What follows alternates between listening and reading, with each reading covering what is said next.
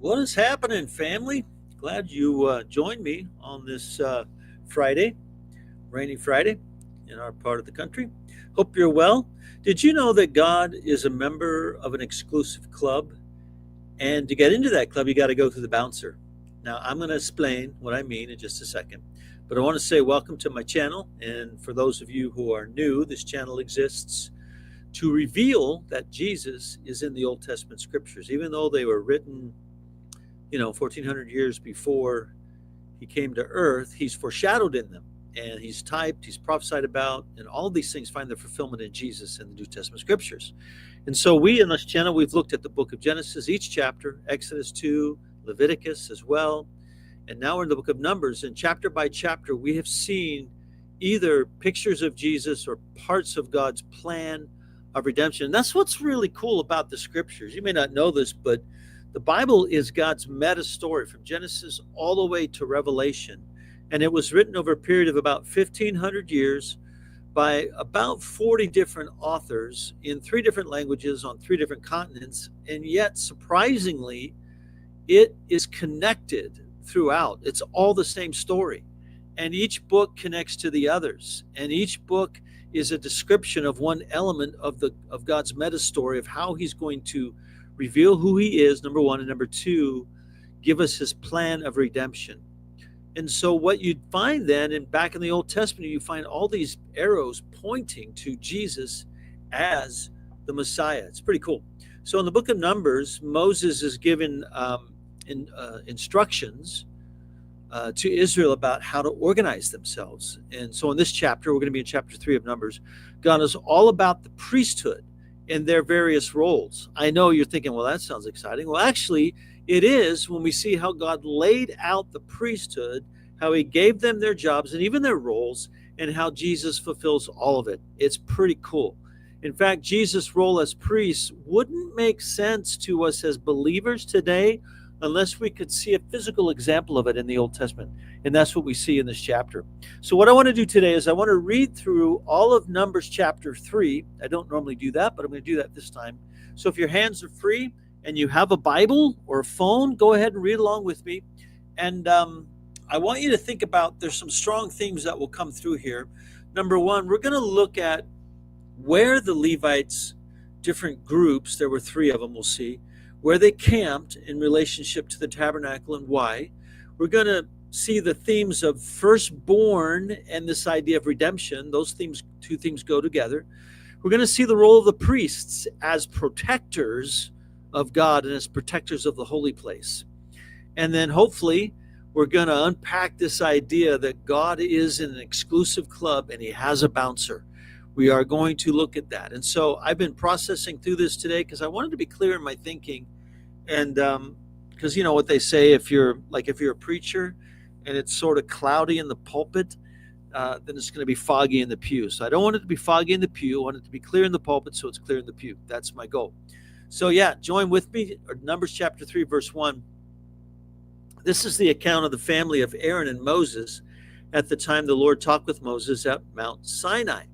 The names of the sons of Aaron were Nahab, the firstborn, and Abihu, Eleazar, and Ithamar. Those were the names of Aaron's sons, the anointed priests who were ordained to serve as priests. Nadab and Abihu, however, fell dead before the Lord when they made an offering with unauthorized fire before him in the desert of Sinai. They had no sons, so only Eleazar and Ithamar served as priests during the time of their father, their father Aaron. So yeah, you want to be sure that you obey God and you do things in the prescribed way. Otherwise, you could end up dead, which is what happened to these 2 guys. They went into the Holy of Holies without permission and without God's prescription. And God's like, no, you're not going to treat me as unholy. I am holy. And we'll unpack that as well. Verse 5, the Lord said to Moses, bring the tribe of Levi and present them to Aaron, to the priest, to assist him. They are to perform the duties for him and for the whole community at the tent of meeting by doing the work of the tabernacle. They are to take care of all the furnishings at the tent of meeting, fulfilling the obligations of the Israelites by doing the work of the tabernacle. And so, by the way, tent of meeting and tabernacle are kind of used interchangeably here. Verse 9, give the Levites to Aaron and his sons. They are the Israelites who are to be given wholly to him. Appoint Aaron and his sons to serve as priests. Anyone else who approaches the sanctuary must be put to death. Okay, so what is the sanctuary? Well, in the desert, it was the most holy part of the tabernacle. What's a tabernacle? A tabernacle was a tent made up of a 2/3 section and a 1/3 section. And the 1/3 section was the Holy of Holies, called the sanctuary, and that's where the Spirit of God dwelled, God's presence dwelled, and that's God's exclusive club. You had to be a priest to go into the holy place, and then you had to be Aaron or one of his appointed sons to go to the most holy place. I mean, talk about an exclusive club. There were maybe 2 million Israelites in the desert at the time, but only one person could go in once a year to the most holy place, right? And it got even more exclusive as years later the Israelites would settle in the Promised Land, and rather than have a tent, David had it in his heart to build a building for God's dwelling, a temple. And so God blessed that plan, and David's son Solomon actually built it. And that temple really defined holiness and made it very, very exclusive for those who wanted to get close to God. If you were a non-Jew, if you were a Gentile, you could only go as far as the court of Gentiles, which was the very outer perimeter of the temple grounds. And then the next court that you could go into is if you were a Jew, you could go into the next court, and it was called the court of women. And that was as far as the women could go. So men and women that were Jews would be in that court. And then if you wanted to go to the next court, you had to be an Israelite man. It was called the court of Israel. And so all the Israelite men could go in that far, but no further, unless you were a Levite. And if you were a Levite, you could go into the temple area. Now, if you wanted to go into the holy place, you had to be a Levite male whose number was up. In other words, your name was drawn by lottery to serve, and then you could go as far as the holy place to serve. And now you're really close to God. But if you wanted to be in the Holy of Holies where God himself dwelled, you had to be a Jewish male Levite who also happened to be the high priest.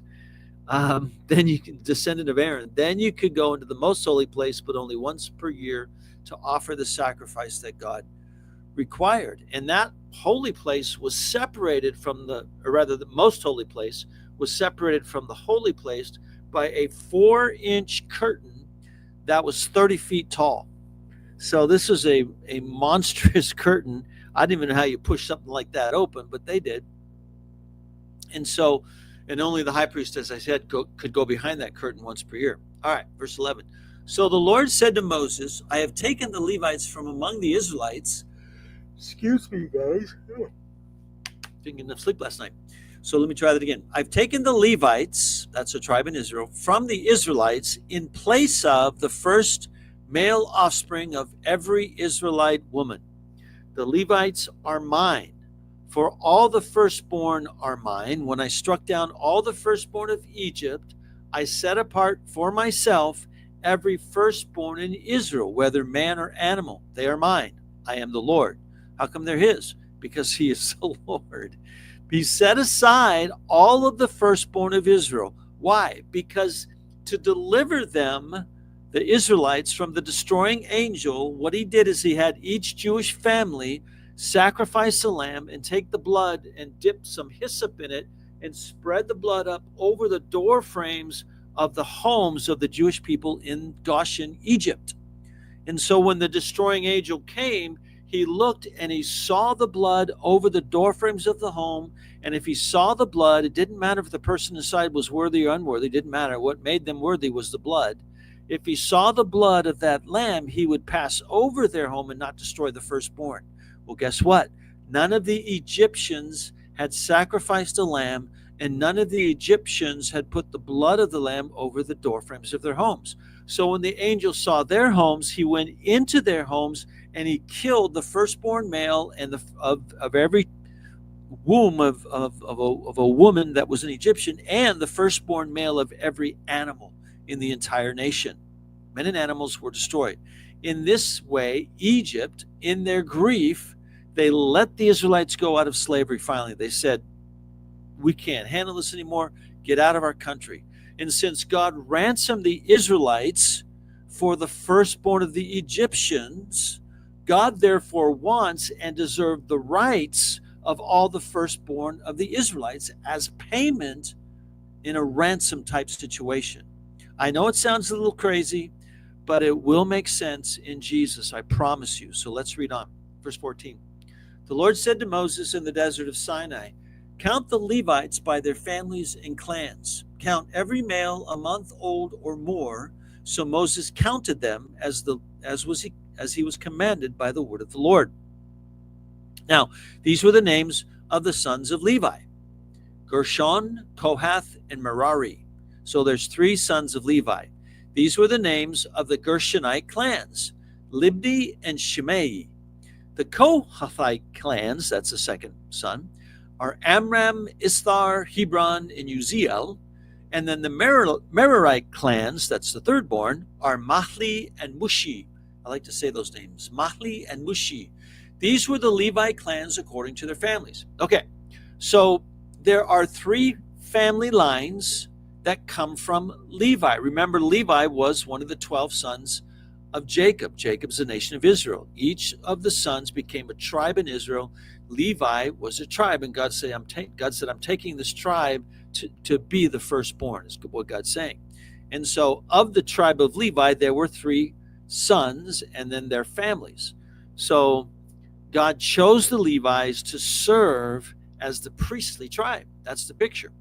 So the Levi's 3 sons are Gershon, Kohath, and Merari. Aaron is the high priest, and Moses is his younger brother. They both, these 2 brothers, descend from the second son of Levi, whose name is Kohath. Okay, so you have Jacob, 12 sons. One of them is Levi. Levi has 3 sons, Gershon, Kohath, and Merari. And Moses and Aaron are from Kohath, the second son in that group. Hope that makes sense.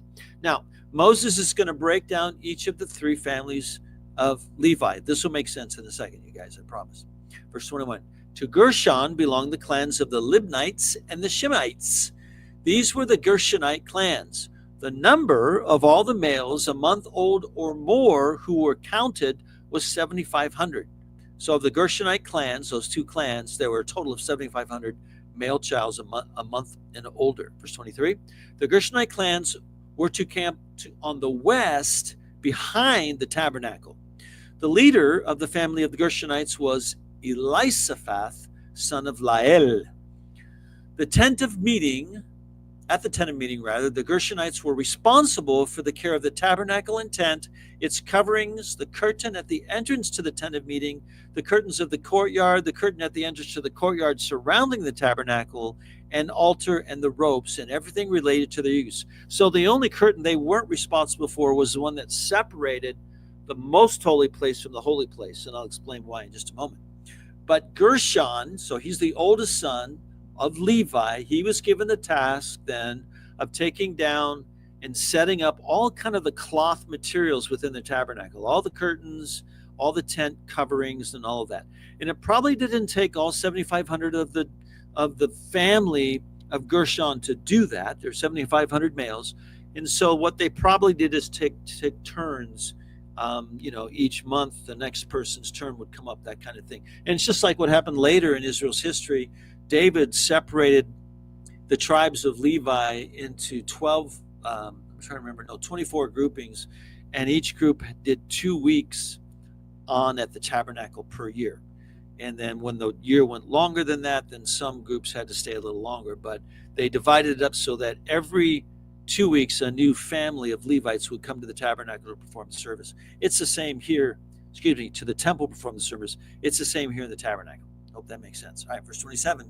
So we looked at Gershon. Now 27, we're going to look at another one of the 3 sons of Levi. We're going to look at Kohath. To Kohath belong the clans of the Amramites, the Isharites, Hebronites, and the Uzzielites. These were the Kohathite clans. The number of all the males a month old or more was 8,600. So the Kohathites were a little bit bigger than the Gershonites. All right. Kohathites were responsible for the care of the sanctuary, that's the most holy place. The Kohathite clans were to camp on the south side of the tabernacle. The leader of the families of the Kohathite clans was Elizaphan, son of Uziel. They were responsible for the care of the ark, the table, the lampstand, the altars, the articles of the sanctuary used in ministering, the curtain, that's the one that separates the holy from the most holy, and everything related to their use. The chief leader of the Levites was Eleazar, son of Aaron, the priest. He was appointed over those who were responsible for the care of the sanctuary. Okay, so you have Levi, and then you have the second son who is Kohath, and the son of Kohath is Aaron. The son of Aaron is Eleazar. Eleazar is in charge of all the Kohathite Levites, okay? He's in charge of them, and they're responsible for taking care of the most holy things, the things in the holy place and the things in the most holy place. That was the tribe that was closest to God. Anybody else who tried to touch those things was put to death. That's how exclusive God's club was. I hope that makes sense. And remember again that Aaron and Moses were descended from Kohath. So, yeah. So they would take these things down, carry them, and set them back up at the next location which God had chosen for the children of Israel to move to. That's the picture. All right. Now the third clan of Levi is Merari. And verse 33, to Merari belonged the clans of the Mahlites and the Mushites. These were the Merarite clans. The number of all the males a month old or more who were counted was 6,200. The leader of the families of the Merarite clans was Zuriel, son of Abihail. They were to camp on the north side of the tabernacle. The Merarites were appointed to take care of the frames and tabernacles, its crossbars, posts, bases, and all its equipment and everything related to their use, as well as the posts of the surrounding courtyard with their bases, tent pegs, and ropes. So I think Merari was like a brute and a brawler, because this family did all of the heavy lifting. They lifted the frames, they lifted the crossbars, the posts, the bases, all the heavy stuff. You could either be a Mahlite or a Mushite in this clan. I can see these two brothers growing up and getting into fights over who had the goofier name. That's what I see. You're nothing but a Mahli. Yeah, well, at least I'm not a Mushi. And out would come the fists, and they would pummel each other. So God put all the testosterone to good use and made them carry the heavy stuff. By the way, that's all humorous speculation. I just like saying their names because they're goofy. Mahli and Mushi. Anyway, so far we have three tribes, and they have specific places where they are to camp. Gershon to the west, Kohath to the south, and Merari to the north of the tabernacle. Well, what about the east, where the opening of the tabernacle was? Who camped there? Because we're out of families of Levites. Well, I'm glad you asked. You did ask, didn't you? I hope you did. Well, verse 38 tells us, Moses and Aaron and his sons were to camp to the east of the tabernacle, toward the sunrise, in front of the tent of meeting. They were responsible for the care of the sanctuary on behalf of the Israelites. Anyone else who approached the sanctuary was to be put to death. So there again is that exclusivity. Moses and Aaron, they were sons of Kohath, and the Kohath camps to the south. However, Moses and Aaron and their specific families would camp to the east, right in front of the entrance. Anyone else who wanted to, Moses and Aaron were the bouncers. Only they didn't just kick you out, they killed you. Why? Well, here we get to the heart of the matter. God is holy, and the word holy means set apart. It means exclusive. And to be set apart and to be exclusive with God, you had to be holy too. And all the people were not. They were unholy. They were unclean. So the priests who were made holy and made clean by God, they camped around the tabernacle to protect it from unholy people trying to rush to get in to see to God. The only way an Israelite could actually approach the entrance to the tent of meeting is if they brought with them a sacrifice in the prescribed way that we looked at in the book of Leviticus. But still, the Israelites could only come to the entrance to the tent of meeting and not actually go inside. So you had Aaron and Moses who stood outside, and you didn't want to mess with them because they could call down the fire of God on anybody they want to. All right, verse 39. The total number of Levites counted at the Lord's command by Moses and Aaron according to their clans, including every male a month old or more, was 22,000. Now, why a month or more? Well, we're about to find out. Verse 40. The Lord said to Moses, count all of the firstborn Israelite males who are a month old or more and make a list of their names. take the Levites for me in place of the firstborn of the Israelites, and the livestock of the Levites in place of all the firstborn of the livestock of the Israelites. I am the Lord. So why were they to do this? Because he's the Lord. He's in charge. But here's the idea where you have this idea of firstborn and redemption together again. All of the firstborn of Israel belonged to God because God had spared them. But God was willing to substitute an entire tribe for the firstborn of Israel. That's what he's saying. This tribe will be a ransom for the firstborn of Israel. The Levites who served him as priests were the ransom. Notice the ideas of firstborn and ransom go together. They're intertwined. Why? This again will become clear in just a moment. Let's read on. So Moses counted all the firstborn of the Israelites as the Lord commanded him. The total number of the firstborn males, a month old or more, listed by name was 22,273. Now, if you're paying attention, we only had 22,000 Levites, and now we have an excess of 273 Israelite firstborn males, a month old or more. God is going to get shortchanged. So what's he to do? Well, verse 44. The Lord said to Moses, take the Levites in place of all the firstborn of Israel, and the livestock of the Levites in place of all of their livestock. The Levites are to be mine. I am the Lord. To redeem the 273 firstborn Israelites who exceed the number of the Levites, collect 5 shekels of silver for each one, according to the sanctuary shekel, which weighs 20 gerahs.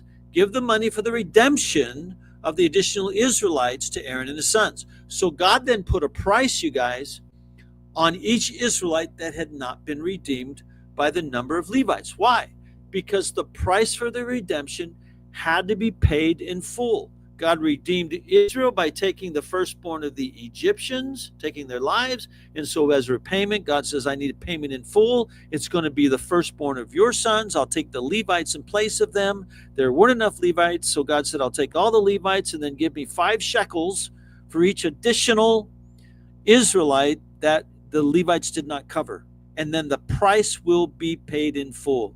Remember when Jesus died on the cross, he said, it is finished. And when you look it up in the Greek, it means paid in full. He paid the full price.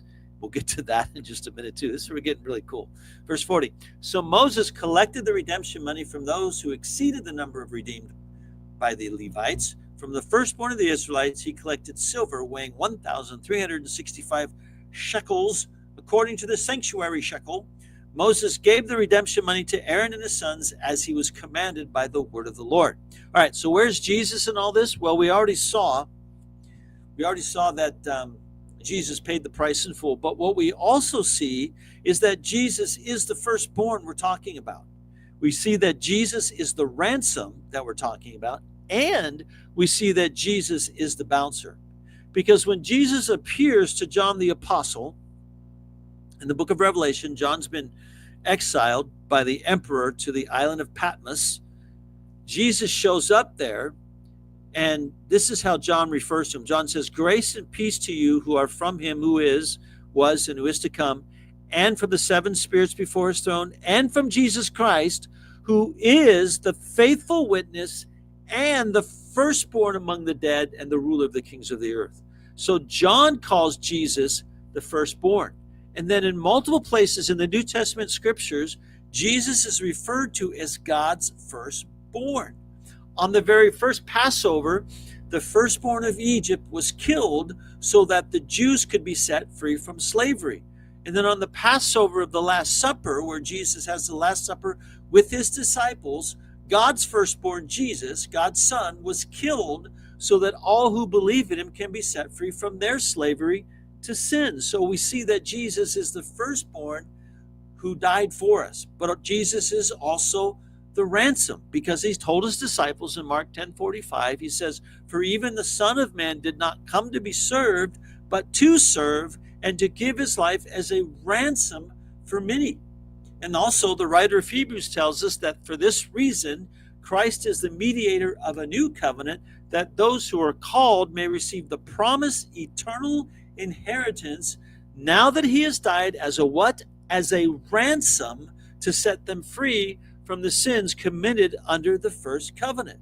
So notice how firstborn and ransom go together in Jesus in the same way they went together among the Levites.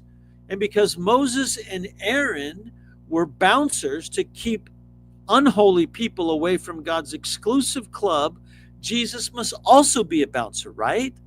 Well, you might be thinking, well, wait a sec, preacher boy. I thought Jesus was trying to connect people to God, not keep them out of his exclusive club. Why would God have an exclusive club anyway? And why is Jesus trying to keep them out? These are great questions. But this, you guys, is the heart of the good news of the gospel. That question that you're thinking actually reveals the most amazing news ever. And here's what it is.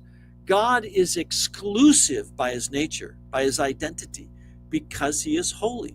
And holy literally means set apart. So literally exclusive. That's what he is. That's what he's described as being. The club is called the Holiness Club.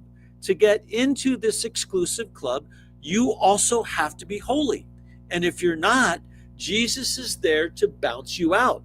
And it's not that he's just going to kick you out, but he's going to put you to death, because if you're not with God, the source of life, you're going to be in the presence of the dead. That's just the way it is. And just like in the desert, if you're bounced, you die. Okay? In fact, Jesus made it abundantly clear that he is the door to God. He told his disciples, he said, I am the gate for the sheep. Whoever enters through me will be saved. He's also the curtain that separated the holy from the most holy. That curtain, which was 4 inches wide and 30 feet tall, was torn from top to bottom. The moment Jesus died, an earthquake hit, and that curtain was ripped from the top to the bottom. Why? Because it was torn open to open the way to the Holiness Club, so that all who enter through that torn curtain could get to where God is. Well, guess what? The writer of Hebrews tells us that that torn curtain is none other than the body of Jesus Christ. He was broken. He was torn open, if you will, so that we can pass through him into the presence of a holy God. But make no mistake, it is only through Jesus and Jesus alone that you get to the exclusive club of God the Father, who's holy, because Jesus told us, he said, I am the way, I am the truth, and I am the life, and nobody comes to the Father except through me. Jesus is the bouncer, you guys. Do you want to get into the exclusive club of eternal life and a holy God? You have to place your faith in the firstborn Son of God, who died to pay the ransom for your sins and mine. If you place your faith in him, if you confess that he's Lord and place your trust in him and what he did on the cross, you enter in and you're part of that club. And so my prayer is that you will do that before Jesus returns, because he's returning soon. And if you wait too long, it will be too late. Well, thanks for listening, friends. And I hope you do that. I hope you put your faith in Jesus. And God willing, we'll see you next time. Bye for now.